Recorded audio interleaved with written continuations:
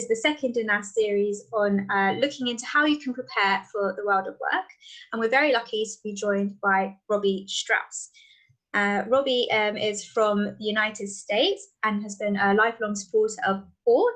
And she's also a corporate learning specialist who's expert in leadership development. I'm sure Robbie will like to tell you more about herself when I hand over to her. But what we're going to be talking about today is finding out what's inherent to you to be a better leader and engage with others. So, Robbie, can I hand over to you? Sure. Thank you, Natasha.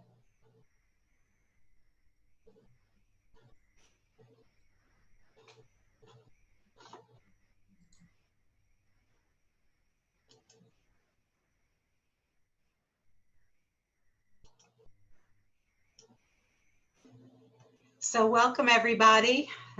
Thank you for sharing your afternoon. I know everybody is in a different time zone. So for me, it's morning and I'm just getting my midday stride. So I have a lot of energy. And if it's too much for you, just tell me chill and I'll relax a little bit. I don't want to be too much for those of you who are getting on at the end of your day. But when I was approached about doing this session on leadership and team building, my background is as a leadership coach, largely in a corporate arena. And I don't know all of the attendees or wasn't privy to the list that signed up, but I assume we're somewhat of a diverse group of students and teachers and some business people. So I wanted to come up with something that would be relevant and appropriate. And I think you will find that the information we're talking about today can be applied anywhere, even within your family group. If you want to task yourself with becoming a leader within your family, these are some things that might be helpful to you as well. So without further ado, we're talking about leadership and team building. If you got on the wrong plane, this is your time to get off, and otherwise, let's move ahead.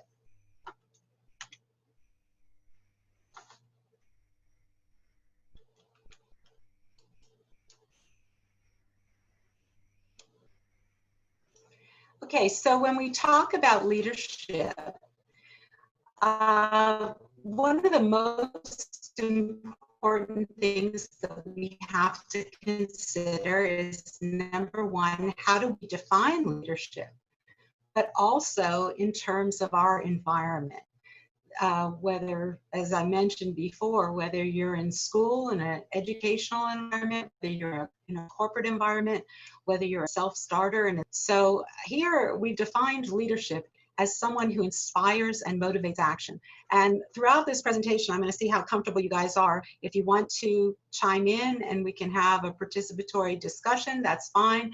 Or if you want me to just kind of lecture to you and then we can have a Q&A afterwards and you can give me some ideas of how this information resonates for you, that's fine too. So I'll just ask a question, and depending on how you guys respond, we'll either press forward and I'll do more of a presenter role, or we can have more of a dialogue. So can someone let me know who might be an example of a leader in your particular environment? Someone who is a leader at school, at work, in your home, and what designates that person as a leader?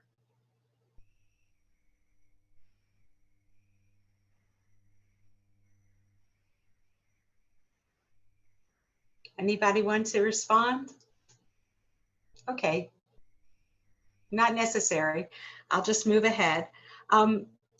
So you have to think of leaders as having particular qualities. Sometimes that's how we right away decide and define who's a leader. We might think of someone who is forceful, determined, willful, energetic, compassionate, perhaps popular. But if you think about it, can't leadership be, instead of personal qualifications or personal attributes, can't leadership be something that's a skill that you develop, or a set of skills that you have that brings you forward as a leader in a group of people? So that's kind of what we're going to discuss here going forward. Robbie? So, yes. Sorry, we did get an answer in the chat from Jackie. Oh. A mother is an example of a leader because they're taking care of their family properly. That's a very good example of a leader. Being a mother myself, I like to think that's the case. Of course, my children on any given day, since they're grown, might tell you that my leadership days are over, they are independent, and they're moving forward. So that brings us very well into this next slide, which says, can you be an effective leader without being a team builder? And this question I am going to put to you. It's not a trick question. I really want to hear what you think about that. Can you be an effective leader without being a team builder? And that could be just a show of hands if you don't want to speak out.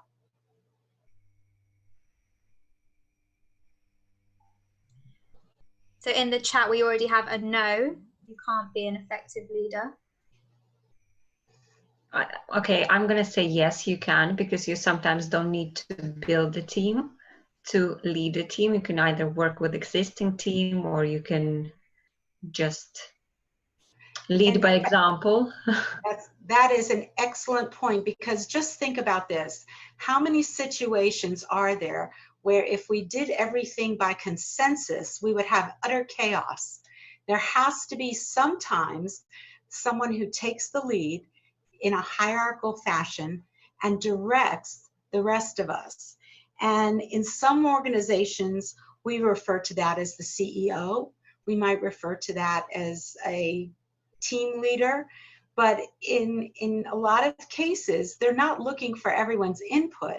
It's actually a top-down directive as to here's our overall goal or strategy. And oftentimes, especially in this day and age, with everyone working differently in different environments, you may have team members that are working remotely. You may have team members that are, directly in front of you physically. But a lot of times you'll have a directive or someone doing the lead, and then you'll have teams or groups of people whereby there may also be a leader that decides what are the tactics or steps or actual tasks that need to be performed to support the directive, right? So we can have a combo. Of course, a lot of times we think of a leader as being a team builder, but sometimes that can't work in whatever environment we're in. So that's why it's always important to consider the environment. But often it's a combination of a leader, like I said, who provides the overall strategy or vision, and then a group or team that formulates the tactics or steps to achieve that vision and bring it forward. Okay, can you change a leadership style from, if it's coming from the top to the bottom, can you change it so that it becomes from the bottom up? And what might be some ways you could do that? Let's say you are not at the helm of an organization and you are more one of the worker bees. And maybe you have some ideas that you would like to bring forward to see if it could be more of a consensus type arrangement on various projects. How do you think we would go about moving that kind of mountain and making it more from the people by the people instead of top down? Any ideas on that?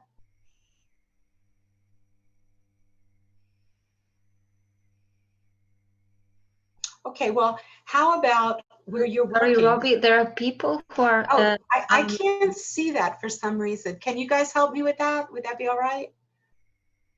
I don't know why I'm not seeing the hands or the comments. Can you see the chat?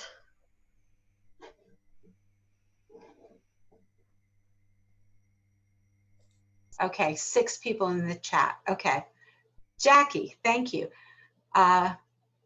You can't do everything yourself. If you are a writer, you need to be people to lead, yes. And from Karen Alderman, if no one is following, then what's leadership? That's true. And then having the vote of confidence of the people you are leading, Elda says, makes all the difference between being democratic and autocratic. Absolutely. These are great comments. I'm glad I found them. Okay. If no, wait, let's see, did I miss somebody? And a mother. Okay. So how do I clear these out so that if I ask another question, we don't see the same response? They can't really leave. They just stay there. Okay. Okay. Well, we'll forge ahead, and hopefully if anybody got left out, just wave your hands and we'll call on you. Okay, so here's some suggestions, and one of them is a suggestion box. A lot of times in an organization, there may or may not be an opportunity to provide suggestions to leadership. And so if that isn't already available to you, you may recommend or suggest a suggestion box and see how that is perceived. And, you know, a lot of times people in a leadership role, if they're not great team builders, you don't want them to feel threatened by anything you have to say. You know, the point is to survive in the organization, not to get fired. So you have to be cognizant of the culture and the people you're dealing with. And if a suggestion box is something that they might favor, then you can look into that. You can also look into an employee survey, or a, if you're in a school environment, a student survey that the teachers could receive input from the students, or likewise the students could ask for input from the teachers in a kind of survey. So those are both two tactics that are pretty non-threatening, that if you are in an autocratic type of environment or a hierarchical environment where it's top-down leadership, you can have an opportunity to provide some input. And with any kind of input or anything that you're soliciting, people's opinions and things like that, you always want to have some sort of follow-up. You want to have something in place that communicates back to those who are good enough to participate, either the results of the survey or the results of the suggestion box, or let them know how you're going to progress and move forward. It's really important. We're going to talk about that a little bit more in just a second, but there has to be a demonstration of respect in order to be a leader and in order to engage team building. So we'll talk a little bit more about that. But let's look at actually leadership versus team building. And I found that these terms can be confusing because a lot of times people just assume the boss is the leader. Sometimes that's the case, but sometimes the boss is just the boss, and leadership has to be developed. And if there isn't anyone in the organization that is designated as the leader, it's kind of a factor of groups getting together. A leader will emerge. There will be somebody that has the wherewithal to bring people together. There's usually somebody who has this skill set that is used to listening before they speak and is really good at building teams. So you have to kind of have your eyes and ears open, because it isn't always the person with the title that is the leader. A lot of times people look to follow another person that is not holding the title of leader. So be aware of that. And I think awareness is really key whenever you're talking about leadership or team building. And that's why leaders must be keenly aware of what their teams or what their workers need to do their work. As a leader, I need to provide the resources that you need, whether that's training or supplies or additional personnel, whatever is needed. I, as a leader, have to be aware of that by asking and taking your input and then listening to what you have to say. So those are all key skills. Remember, we were talking about some people are innately leaders because they're forceful or willful, but you can develop skills as a leader by being keenly aware of those around you. So leading doesn't just involve directing, but it involves engaging the team and building their strengths towards an end goal. So as a leader, and this is where the lines kind of cross between leadership and team building, depending on the environment and the situation, you may be a leader and directing a team towards an end goal. But as part of that, you're going to have to get their cooperation. I think somebody said that in the chat.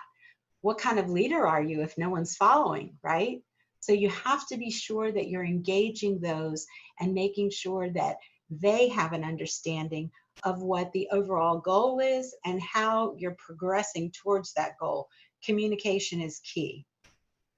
So many people in positions of leadership don't know the best ways to encourage and develop team building among their people. And that is a great opportunity if you are part of an organization and you see that maybe the person in the position of leadership is not that skilled at engaging people. That's where you can really show your leadership qualities by coming to their aid and helping them with that. If you can be a team player and bring teams together, that's a very valuable asset to somebody in a leadership role. And they may look to you and depend on you to help them with that. And that will thereby advance your position within the organization. Anybody have any questions about leadership versus team building or any of the things I've said thus far? I don't want to keep moving forward if you have any questions.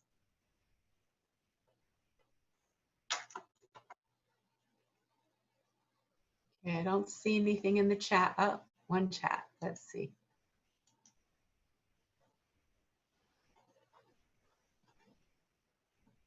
Yes, a leader engages people and knowing how to do that. Thank you, Elda. Okay. If anyone would like to send any anonymous questions or private questions, you can do that by sending a chat directly to me, Natasha, and I can read them out to Robbie. If you That would be great. Thank you. Okay, so we've talked about leadership, we've talked about the environment, we've talked about what makes the skill set that leadership needs and how it relates to team building. But here's something that might be helpful to you, and that is key steps. Okay, if we're aware of the what, now we have to think about the how, and how can we develop ourselves as a leader or as a team builder.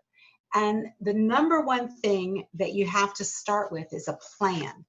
Okay, you have to ask the question, where am I right now, and where am I trying to get to? Right? You have to do that in order to formulate a goal. Because without a goal, we don't have anywhere to lead. We don't have a game, right? We have to first get in the game. So you have to think about, where am I today? Do some analysis and think about, where am I today? Possibly, how did I get here? Or how did my organization arrive at where they are today?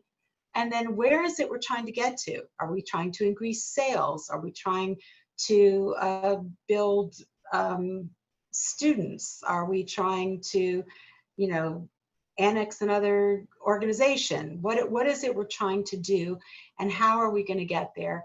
And also, any of the steps along the way that have been successful, what can we use and maybe repeat that would help us along the way?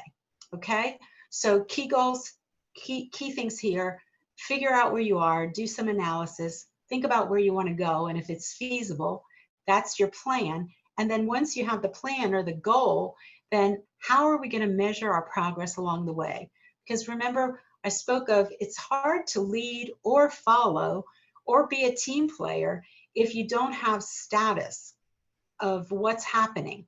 How is my effort contributing, and what more do I need to do? If I need to develop further, what will I have to do? And if I'm doing enough, how do I know I'm doing enough? So those are two very important things that are part of one thing, and that is get a goal and then figure out how you're going to measure to that goal. Okay? The next thing is something that's termed rules of the road. And as you well know, if you drive, all of the rules of the road are not spelled out. Sometimes you learn through experience, right? It may say curve ahead, but it may not always tell you how fast you need to take the curve. It may give you some signals like traffic lights or traffic stops, but it doesn't tell you how busy those traffic intersections are, right? You learn those by actually being in the moment and experiencing it. So rules of the road are often a set of values, behaviors, and cultural guardrails that you only learn and know once you're engaged. And you have to be very sensitive, and you have to be aware, and you have to look for what those clues are to what the culture allows and what they don't allow, right? And I don't know if anybody feels like talking, but have you ever been in a situation where nothing was prescribed, there was no written document or communication that let you know, and yet you know what the rule is? Can anybody think of an example of that?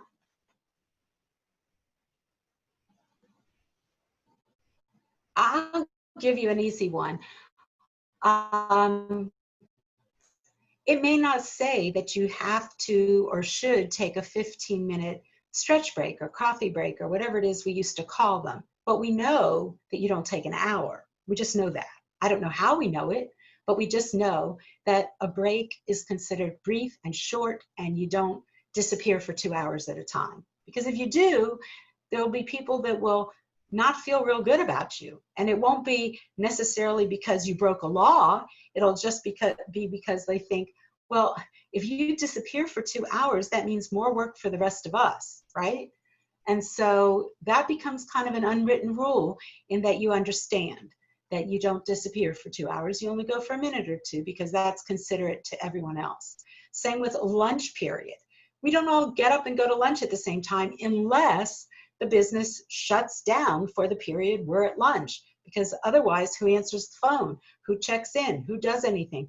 Usually in an organization, you come to understand that people have a staggered lunch. Some people like to go earlier, some people like to wait later in the day. So you figure out what works best for everybody, and it's kind of a cooperative understanding without being specifically stated or written down somewhere.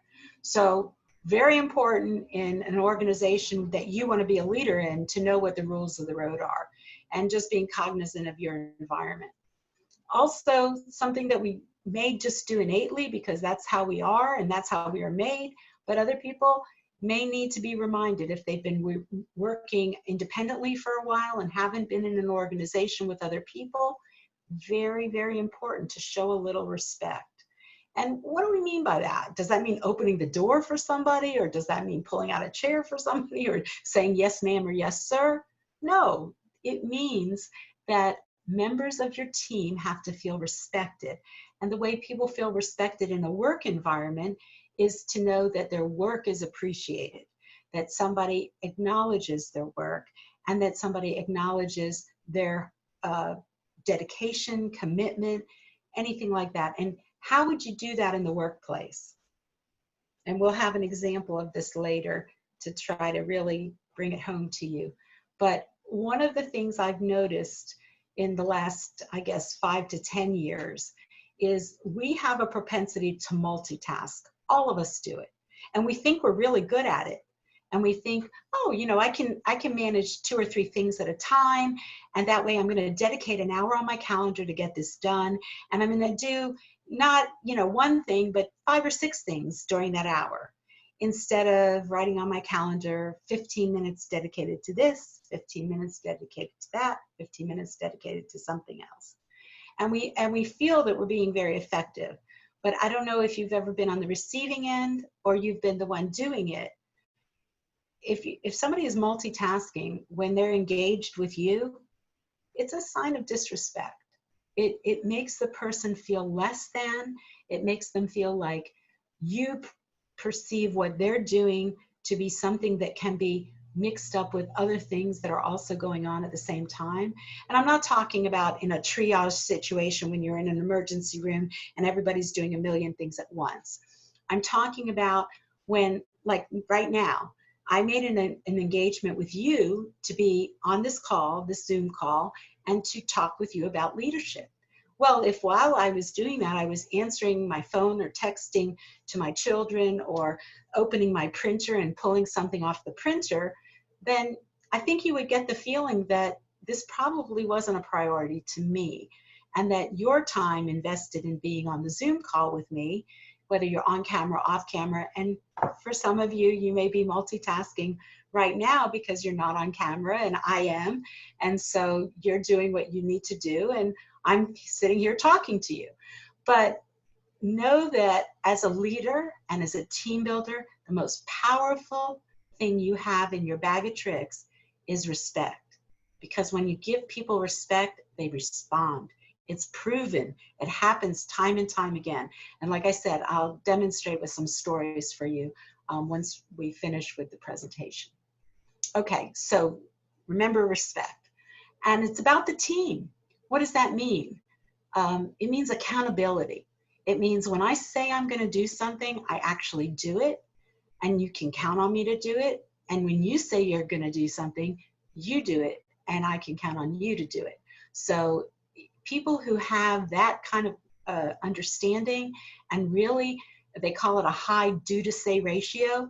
If I say it, I do it, and you can take it to the bank. And that is very, very important as a leader and as a team builder, because that's what people respond to.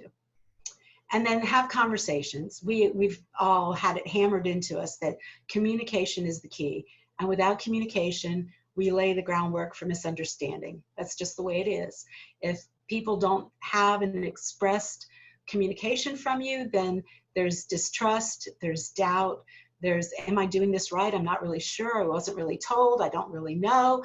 I haven't gotten any status. I'm not, moving forward. I'm not moving backwards. I just don't know what's going on. So you want to make sure that you have frank discussions if there's problems or challenges. And then you also want to have discussions to praise and let people know that they're moving in the right direction and doing the right things right. And when you are talking with colleagues, again, refer to your rules of the road and try not to go over the net. Everybody gets very territorial about what they perceive to be their area of expertise. And you want to have discussions about it. You don't want to avoid talking about it, but you do have to be sensitive to what people perceive as their realm versus what they perceive your realm to be. And those are the key steps. So you make a plan, you understand the rules of the road, you make sure you're showing a little respect, you have a high do to say ratio, and you communicate. Good things? Resonate with everybody? I'm going to take that as a yes. Wait, there have been a few questions in the chat, Robbie. Would you like them now good. or after? Let's look and see what's going on. Anonymous questions. Okay. So I'll read a couple out to you. Sure. About planning, this person asks, what about changing the plans? How do you decide when and how far to move away from the plan if needed as a leader? Okay, can you read it one more time? I just want to make sure I didn't miss anything. A little bit more specific. What about changing the plans? How do you decide when and how far to move away from the plan if needed? Okay, so you can't just, if you're going along on the plan and it's not working, you have to do a little analysis and think about, okay, what's not working here? And is it just not working for me? Or is it just not working in support of our goal? And that's when I said in the key steps, you have to also, when you have the plan or the goal, you have to think about, how am I going to measure where we are? Everybody responds to measurement. If you can say, this plan has been in effect, I'll give you an example. This is an easy thing. I live in a development where the homeowners association controls what we can do to the outside of our property. And I noticed that my particular area outside my door, where my foliage is looking pretty shabby. It's not looking really great. And I look around at the other units and theirs is looking significantly better. And yet I'm not able to actually have input into that because this plan is set by the homeowners organization. So I had to write a letter, and I had to take some pictures, and I had to show how my property was not having the curb appeal maybe that the other properties were. And I said, what can I do about this? This plan of having the gardener come once a week and cut what is pretty much dead is not helping my situation.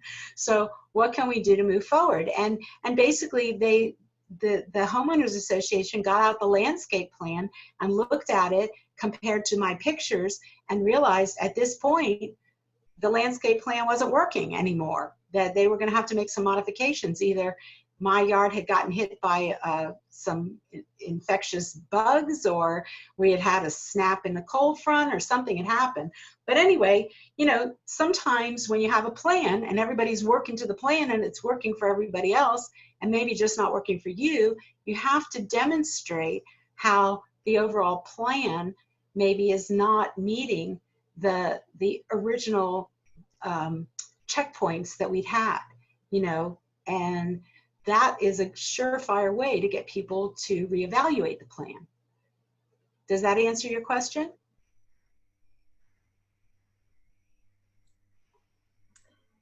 Great. Okay. There wasn't one more question in the anonymous box, if that's okay. Sure. It's about what it says, sometimes criticism can be confused with disrespect. If someone's given their best effort but the product is no good, how do you avoid this confusion?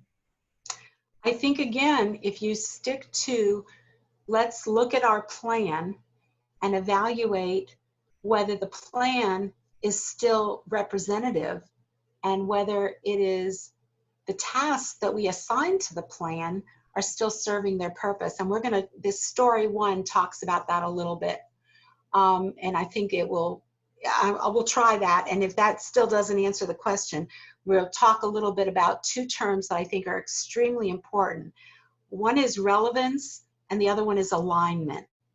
In order for a plan or a goal or a leader to be effective, they have to be relevant. You have to think about your environment and the people you're leading, and you have to be sure that what you're doing and what you're representing is relevant to the people that you're trying to engage. So that's the responsibility 1 of a leader, but it does go both ways. The team also has to be relevant. The way the team shows relevancy is that they're in alignment. And what do we mean by alignment? Okay, that is when you have a specified goal or some direction that you're moving in, and over time, you may have to adjust that. And in order to adjust it, you're going to need your leader to be relevant and explain to you how the environment has changed or how the situation has changed. Maybe you've acquired new clients, maybe you've downsized and there's fewer workers to get the job done. But part of leadership and team building is making sure that the leader is relevant and making sure the players or the team is in alignment. So I think when you're talking about respect and criticism, maybe the best way to go about it is to say, it's time to reevaluate our plan, not necessarily criticize your particular effort, but let's look at the overall plan. Let's see from our analysis where we thought we would be at this point, you know, according to our plan, and then let's determine if this is your best effort, where are we missing the mark? So it never should be a disrespect. If anything, you should feel highly respected that somebody is directed and focused on what you're doing. And a lot of times it depends on how the leader approaches that. I know that in my particular situations, when I have something critical or something not as positive to say, the first thing I do is let the person know, I am really focused to your efforts. What you're doing is really important. And because of that, I don't want to be wasting your time. I want to be conscious of the effort you're putting forth, and I want to make sure that I'm deploying you in the best possible way. So I think that actually shows a high degree of respect for the person. And you can't take it as a criticism. Let's talk about this situation here. And what I've tried to do here is I took a real life example, and I tried to capsulize it into a situation and then given you the analysis and then talk about the action that was taken.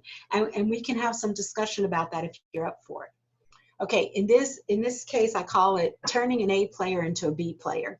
And what do I mean by that? Well, there's always stars within an organization. If you're fortunate enough to work with a group of people that you have a good rapport with, you know, you can see that there's some workers that really just do a great, and they can move forward and just do excellent work. And then there's other people that need a little bit more direction, a little bit more, I call it, you know, hugs and kisses. And but they can be encouraged into A players if you work with them. So here's the situation. I had a small team. They'd been working very effectively remotely. And so since they were doing such a great job, I granted them more and more flexibility. If they wanted to start their day at 7 a.m. and quit at 3 p.m. because they had children and they wanted to be available when their kids were out of school, I didn't have a problem with that as long as everybody, you know, was on task and did what they needed to do. And over an extended period of time, this team had proven that they certainly could do that. They each had their assigned tasks. They were extremely efficient, and I sensed that they were very focused to their work and took a lot of pride in their work. So I didn't have a problem with giving them whatever flexibility they needed. And then all of a sudden, I noticed that the best team members, the people that I had really relied on and counted on, were doing poorly, very poorly. And I didn't know what happened. And I was having a lot of pressure from my management group saying, do we need to fire these people? Are they burnt out? Do they just not want to do the work anymore? What's going on? So after I was able to pull these leaders together, and when I say leaders, these were not, you know, everybody worked independently, but these were people I had come to count on as leaders. And we all do that. We know who we can go to. And I pulled them together and I realized that there had been a real lack of communication between us.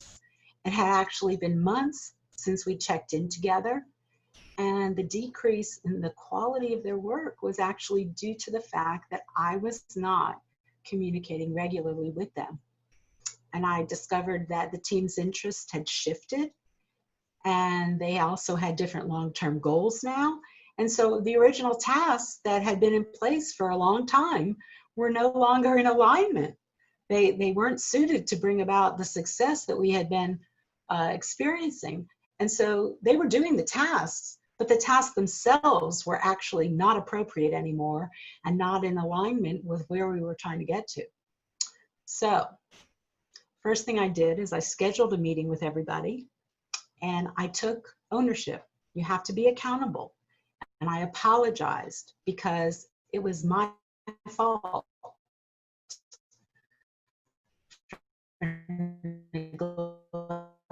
neglecting the team and taking their previous success for granted. Great place to be in. You feel very shamed and you don't feel like, you know, the team is going to respond, because if you let them down once, you'll probably let them down again. But surprisingly, I listened to their concerns and I made some relatively small changes by adapting the tasks to better reflect the team's interests and goals. And then we established a regular cadence where we would get together and meet informally, but also formally. So once a quarter we would meet formally, and then every other week we met informally and as needed, going forward to make sure that they felt aligned to the task and that we were still on goal. So that's my story, number one. How do you feel about that? Have you ever seen or been the team A player who became a less than player because you were not getting the needed attention? Has that ever happened to anybody? Or have you ever been the leader where you were not providing the direction or attention that was needed? I'm going to stop there for a moment just so you can think about it, and then if anybody wants to respond.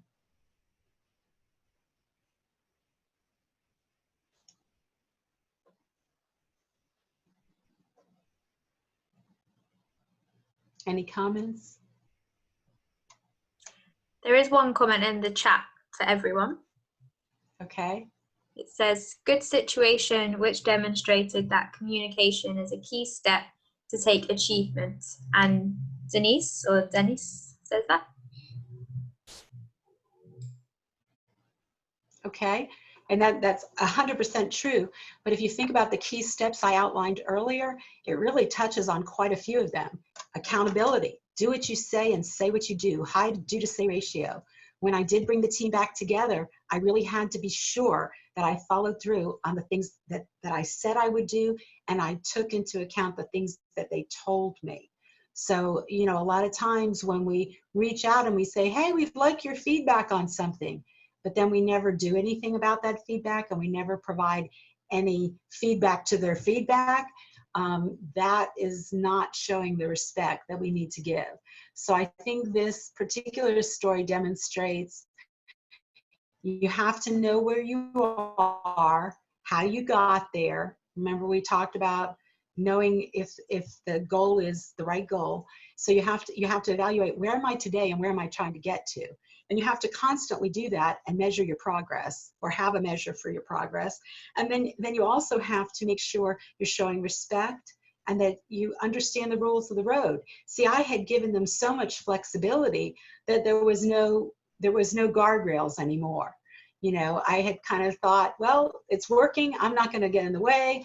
I believe in letting people, you know, not be micromanaged and do their thing. And these were a lot of young people, and I felt like they appreciated that and respected that. And they did, but at some point you have to engage and you have to communicate. So all the things that were there for a perfect storm happened, and then that's how I know that that checklist really works. Okay, thank you for your input on that. You want to hear another story? Would you like to hear another story? Okay, I'll give you one more just to see if this resonates with anybody. Okay, so I call this the missed phone call that made me a better leader. Here's the situation. During an office meeting with a staff member, my phone was ringing. And I ignored it. It was distracting. I turned this off. And I explained, no, I don't know whether that call is important or not, but it'll have to wait because I know this meeting with you is very important. And the analysis in this is what you pay attention to and how you respond to things matters a great deal to your team and your effectiveness as a leader. If you meet with your people and you allow texts and IMs and calls to distract you, then you're telling the team those things are more important than they are. And when people don't feel valued, they don't trust you. So even if somewhere rationally, you know that people get other phone calls and they have other things on their plate and they have things going on, you really still need to be aware of the fact that 5 minutes with this individual, not distracted, is going to make all the difference, because the action was by ignoring the phone call, which, believe it or not, I hadn't really thought this all through. It just turned out to be a good lesson for me. By ignoring that phone call, I proved I valued my staff members' time and attention. I gave them that bit of respect. And this builds trust and feeling valued. And in return, I got a big smile, and we were able to continue the conversation with new energy. She was really then motivated to come to the table and really brainstorm with me and give me some good ideas. So you never know, by ignoring a phone call, you can really make the difference and develop a leader and be very effective building a team. And like I said, I wasn't aware of it at the time when it happened, but I sure have used it as a lesson going forward. And I feel that I would rather give 5 minutes of undistracted, just total focus to a person or something and make sure that I have that focus than be all over the place, you know, and do probably a good job at everything, but the perception is that I'm not focused. And I think as a leader, you have to demonstrate your focus. You have to share with people the fact that you can concentrate and look at one issue at a time, that you are in the moment. So that's all I have for you today. We can open it up for questions and answers. I know that we're almost to our 1 hour time. It looks like we've got another 9 minutes if you guys want to talk or share. I really like discussion-based learning. If I have the privilege to come back and address an ORT group again, I would like very much to be in a discussion-based learning environment where we can share and learn from each other. I think as a moderator, that's my strength, that I can help you direct the conversation, but I really think you are the experts and you really know your environment and what's going on. And I think a lot of times it's best to learn that way. So anybody have anything they want to share or thoughts on what they heard today? I will tell you, I like to do something, if we don't get anybody to talk, I will use the last few minutes to share something else with you. And that is, and I would highly recommend as leaders and team builders, you try to do this in your own environments. And that is, whenever you have a dialogue with somebody, it doesn't have to be as formal as a presentation, but whenever you have a dialogue with somebody, try to focus to top 3. And what I call top 3 is, what am I telling you that you had not known about before? Is there anything you heard today that just was your aha moment and you said, gee, never thought about that in that way before? So that's number 1. Then number 2, what can you actually take away from this session? What are you going to remember? And then number 3, is there anything in your environment today where you would apply this? Does anybody want to take a stab at the top 3? Hi, Robbie. Hey, Daniel. Hi. I'll break the ice. Oh, good.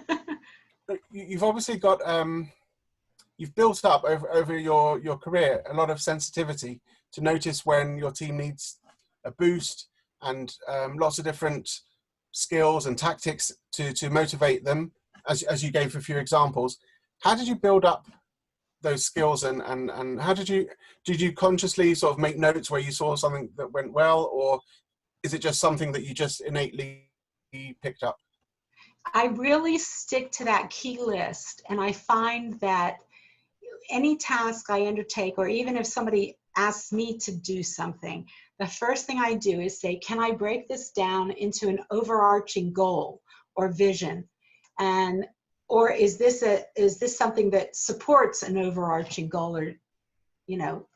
And once I know what that umbrella is, then I look at various checkpoints that I could actually, because I've always found that leaders appreciate your work, but they really appreciate somebody who can show them how to manage them.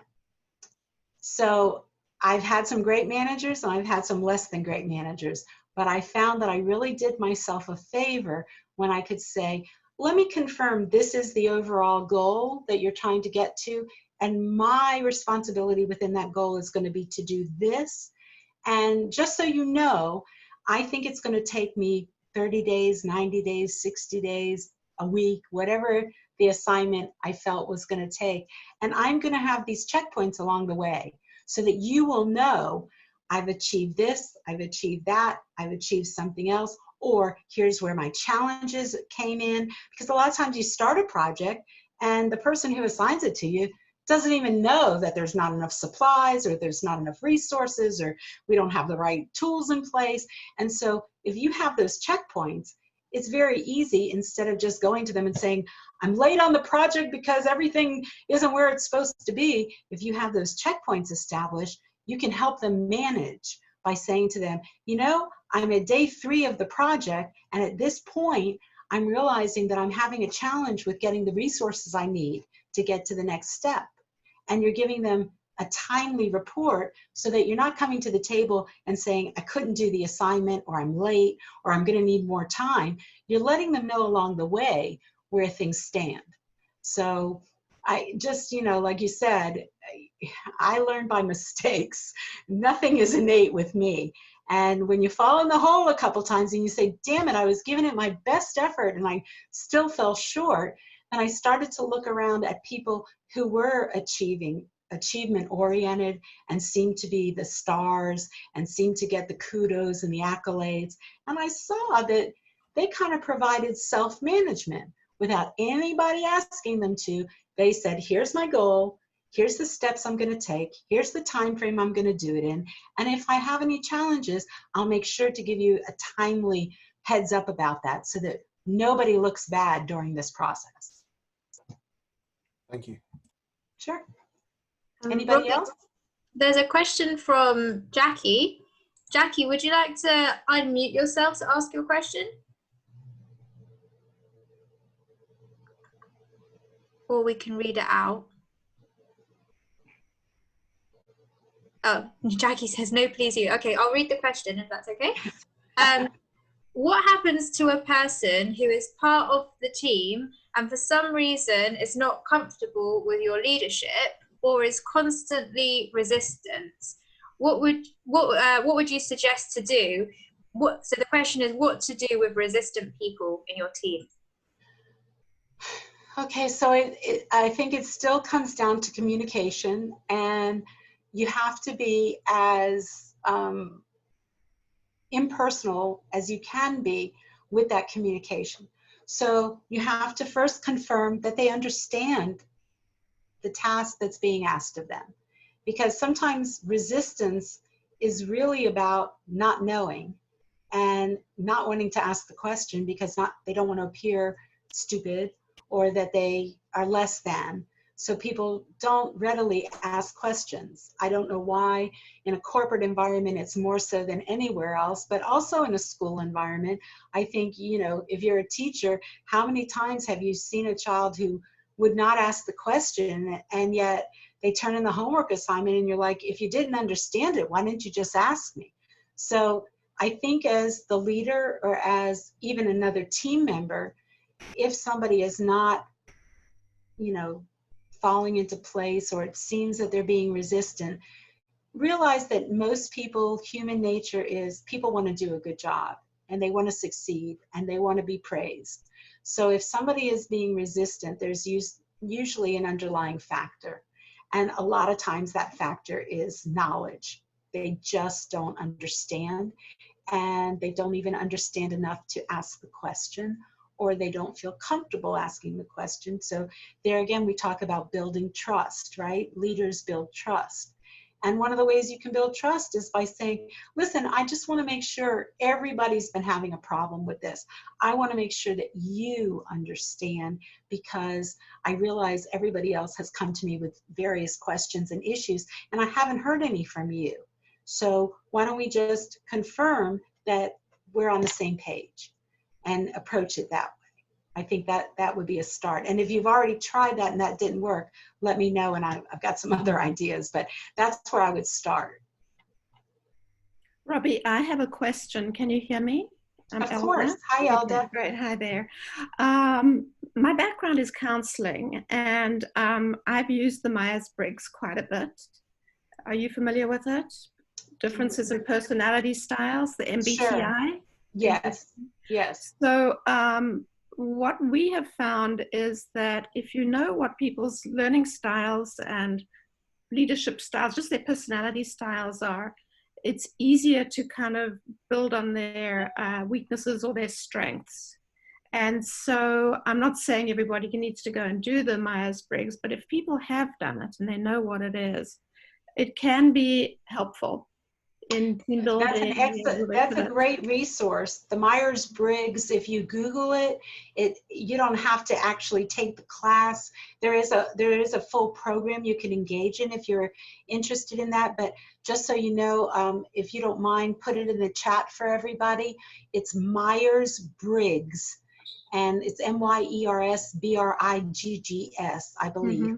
And if you Google that, it will give you some insight into the different types of personalities that can be made up of an organization. I mean, we're all individuals. We all have different DNA. We're fashioned differently because we have a different experience and upbringing. And so we can't assume just because all have the same job title, that we approach the job the same way. Absolutely. And so that's Yeah. an excellent resource. And actually, people can take it. They have quick and easy ones. It's not maybe the Right. so-called scientific way, but there are kind of easy ways so that you can get some idea of what you are. And then, you know, I used to say, oh, it's labeling people. No, but really there is something to it. Yeah, and it's good information for yourself if you just want to take it on yourself, Right. and find out, you know, how do you best express, or what is your learning style, that kind of thing. Right. So yeah, that's very helpful. Thank you, Elda. Okay. Robbie, where are you? I'm hearing an American accent. Where are you located? I'm between Atlanta and Philadelphia. I have homes in both, and I go back and So I'm forth. not far. I'm in Baltimore. Oh, okay, good. Okay, that's just right wonderful. now I'm in Atlanta, Georgia, because Philadelphia was getting to be too much for me. I just needed a change of scenery. So okay, thank you. Yeah. Okay. Anybody else?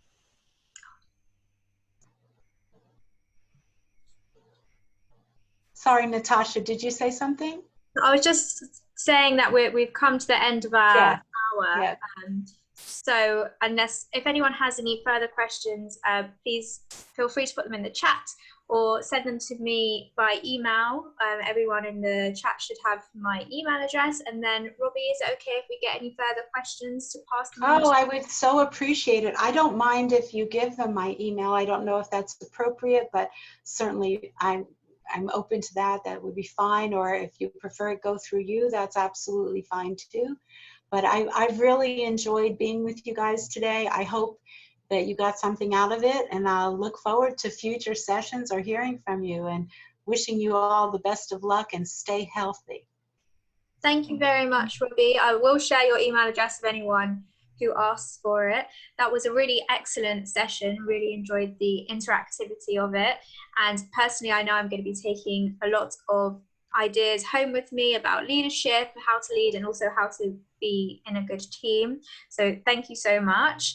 And this was the second masterclass in our series, and we have another one coming up 2 weeks from today, which is about how to thrive in multiple professional environments. I'm sharing the link now so that everyone on this call is able to sign up. So once again, thank you very much, Robbie. It was really excellent. And now we'll just close the call. So if everyone can unmute themselves on the microphone and say goodbye, that would be great. Oh, okay. Okay then. Oh, lots of people are still muted. Thank you, Robbie. Bye, everyone. Yeah. Bye. Thank you. Thanks. Thank you very much. Bye. Bye. Bye, everyone. Bye. Thank you. Thanks for participating. Goodbye, everyone.